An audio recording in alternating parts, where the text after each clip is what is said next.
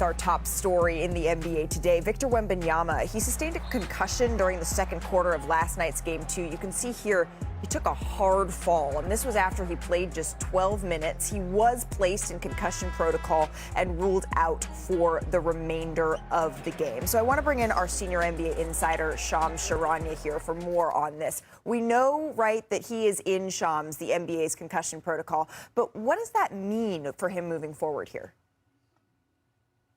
Malika, I'm told Victor Wembanyama did report to the Spurs facility this morning, and his status is uncertain for Game 3. I am told that Victor Wembanyama is hopeful to travel with the team on Thursday to Portland, but he and the team won't know for sure until then. Right now, he's in the concussion protocol, and that means he cannot participate in unrestricted activities for at least 48 hours. So that would be Thursday night. But he could do some gradual light work starting tonight if his symptoms don't worsen. And last night, when Victor Wembanyama was evaluated, he was diagnosed with a concussion. So that timeline for that protocol started last night. He then ended up going home right after the diagnosis to then rest and recover. So the Spurs are taking this very much day by day with Wemby. Okay, so 48 hours from the time he is placed in concussion protocols at least. One thing, though, Shams, that Mitch Johnson did say that I think is important is that he's not being evaluated for anything else other than a concussion. So when he hit the ground really hard, people were wondering about his jaw, maybe his head. Right now, it's the concussion that they are looking at. Shams, thank you very much for that insight. So keeping in mind that 48 hours, let's just take a look at the remaining schedule of the series here between the Blazers and the Spurs. Game 3, Game 4. They will be in Portland Friday and Sunday. You can catch Sunday's game 3:30 Eastern on ESPN. I do think it is worth noting it's a 10:30 p.m. Eastern tip-off on Friday and then an early tip-off on Sunday. And then if necessary, you see Game 6, Game 7. They will be Thursday, April 30th, Sunday, May the 2nd. As we welcome you inside our Los Angeles studio, Brian, I turn to you here first. When you saw Victor go down like that, and knowing how long, I mean, 48 hours is one thing, but typically this can be 5 or even a week before we could see him back. Right. So first off, we have to acknowledge that concussion symptoms are unpredictable. That's why they have a protocol, because sometimes they show up later. So that is the upsetting news.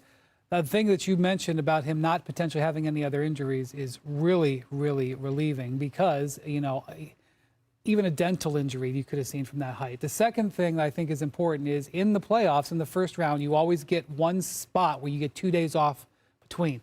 Sometimes you have two days off, but you always have at least 1 2-day gap. It just so happens that the 2-day gap is between 2 and 3.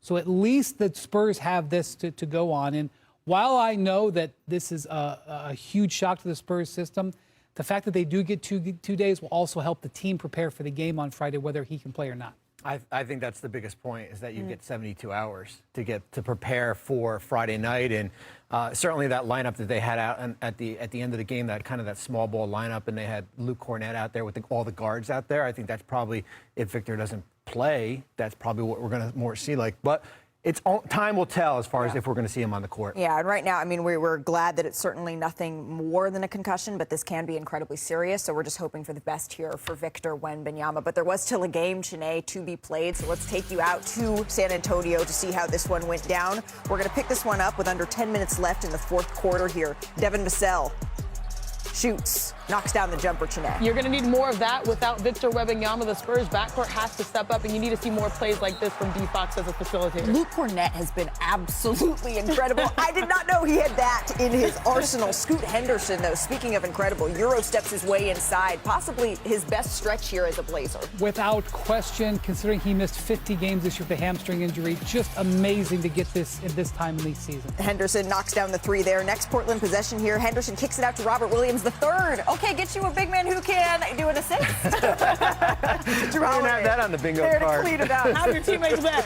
17 seconds left in the fourth. Denny Avdia drives to the paint. The D-cell there on the pass. Gives it to the Time Lord. It is worth noting that they went closed with the Time Lord over Klingon there, who you can see is hyped for his teammate there on the bench. 5.2 seconds left. The Spurs trail by 1. Vassell gets the inbound pass. He's been knocking those shots down. Good look. Just couldn't quite get it to fall. Still can't believe that one didn't go down. So the Trailblazers, they steal game 2 and they even up this series as they get the 106-103 win here. So San Antonio, remember, they were up by 14 points entering the final 8 minutes and 30 seconds of the fourth quarter. But the Blazers, they went on to close the game shooting 10 for 15. They outscored the Spurs 12-0 in the paint, and San Antonio's backcourt, they didn't make a shot over that stretch. They were 0 for 7. So we don't know, of course, how long Wemby is going to be out for here, as Kendrick Perkins joins us for this conversation as well. Chiney, you mentioned De'Aaron Fox, him needing to step up. Perk, who do you think needs to step up here? Oh, it's De'Aaron Fox for sure. I mean, when you talk about going on the road, the one knock against the San Antonio Spurs, while a lot of people didn't pick them to win it all, is their lack of experience, right? And so you're going on the road possibly without your generational talent. You need a veteran like De'Aaron Fox, a guy that has been in this moment, to rise to the occasion and level up. They don't need him to be popular. They need him to be powerful. One of those performances that we saw when he went toe-to-toe with Steph Curry a few years ago when he was in Sacramento. That's the type of impact he has to have, especially if they don't have Wemby. And going on, because Portland is an underrated city when it comes to their fan base. It get rowdy in that arena. Oh, interesting, Perk. I was listening to you yesterday, and you were talking about the Knicks and the Hawks, and you said, oh, when you're in Atlanta in the playoffs, it's like the club. So there are a lot of underrated cities in your eyes, but I feel like it's more than just, De'Aaron Fox. It's the entire backcourt. Because right now they're getting big performances, not just the play-in, but also the playoffs from Deni Avdija. And then you have, obviously, Scoot Henderson showing up and having those out-of-the-character and times 30-plus points. It's going to be Stephon Castle. It's going to be Devin Vassell. The whole backcourt for the Spurs have to step up. But most importantly, I really felt like they were going to eke this out. And that's why I really think that the Trailblazers stole one. Because your star player goes down. You're at home. You have one of the best fan bases excited for this moment in the playoffs.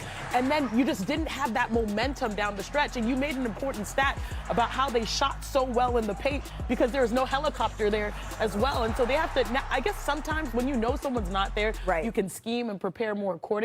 But I even thought that given the circumstances that they would pull this one out, they have to understand that they lost one. One thing that did happen was that Toumani Camara, who's an all-defensive player, he typically would have guarded Wembanyama down the stretch, and because he didn't have that assignment, everything adjusts. He went out to De'Aaron Fox. Sure. He didn't make the highlight, but he had 8 points in the fourth quarter. He actually had one of the most impactful games he's ever had. But freeing up Kamara from having to defend the interior to the perimeter is a significant difference that changes things in this series. And we're talking about the backcourt, which is absolutely important when you're talking about a clutch player of the year needing to be able to carry the offensive load here. But there were stretches, we talked about how good Luke Cornett has been, Bobby. There were stretches down in that game where the Spurs, they decided to go with no center out there. And they were outscored by 7 in those minutes. So when Luke Cornett's not on the floor and Victor's not on the floor, where do you think San Antonio needs to adjust? Well, it turns into a jump shooting team. There's no points in the paint. And what you saw with Portland was they went to a more athletic center in Robert Williams, and they took Donovan Clingan out the game, and that really kind of changed the dynamics there. So I think, how do you combat that if you're the Spurs there? It's similar we saw with the Denver series. You get tired legs, you start to be a jump shooting team here, and that's something that happened. I'll say this. For Portland, I'm going to throw a number out, number 40. 40 is the number of possessions that closing unit played all season long here. Wow. And if we're going to give flowers out, I'm giving it to Tiago Splitter, their coach, who has really pushed all the right buttons, not just during the regular season, but certainly in the play-in and also in Game 2. And coaching through sort of a strange situation right now as well. Before we move on elsewhere in the Western Conference, Scoot has been the MVP of this series for the Blazers. Well, Deni Avdija had an awesome Game 1, but yesterday, he had no points in the fourth quarter. Scoot Henderson was a difference-making player yesterday, no doubt. Absolutely, and this has been a long time coming for Scoot, who's dealt with a lot of injuries in his career. All right, let's go